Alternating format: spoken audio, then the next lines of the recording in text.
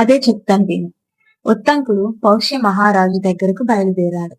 అతడు పౌష్యుని దగ్గరకు చేరుకున్నారు.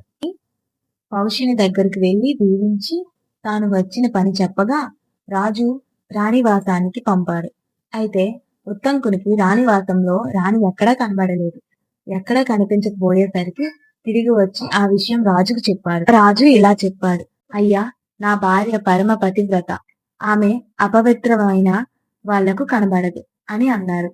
ఉత్తంకుడు వెంటనే తాను నడుస్తూ నేను ఎప్పుడో అపవిత్రంగా నడుచుకున్నాను అని జ్ఞాప్తికి వచ్చింది. రాజు అది విని నడుస్తూ అపవిత్రం చేయడం నిషిద్ధం కదా, అందుకే అపవిత్రమైన నీకు నా భార్య కనబడలేదు అని అన్నారు. ఉత్తంకుడు వెంటనే కాళ్ళు చేతులు ముఖం కడుక్కొని 2 సార్లు ముఖం తుడుచుకున్నాడు. ఈసారి అంతఃపురానికి వెళ్ళగానే ఆమె కనబడింది.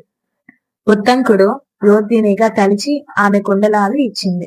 కుండలాలు ఇస్తూ ఇస్తూ ఇలా అంది: నాగరాజు తక్షకుడు కుండలాల కోసం ఆశపడుతున్నాడు. నీవు అజాగ్రత్తగా ఉంటే అతడు ఎత్తుకొని పోతాడు. జాగ్రత్త అంటూ హెచ్చరించింది. చివరిగా కుండలాలు తీసుకొని బయలుదేరిన ఉత్తంకునకు దారిలో ఎవరో ఒకరు కనిపించినట్లుగా వెనకనే వస్తున్నట్టు అనిపించింది. ఒక దగ్గర కుండలాలు గట్టున పెట్టి నీటి కోసం అడుగులోనికి దిగాడు. అయితే వెంటనే ఎవరో వచ్చి కుండలాలను తీసుకొని అదృశ్యమైపోయారు. చెవుకుండలాలను తీసుకొని వెళ్ళలేకపోతే విదక్షిణగా ఇవ్వలేడు కదా.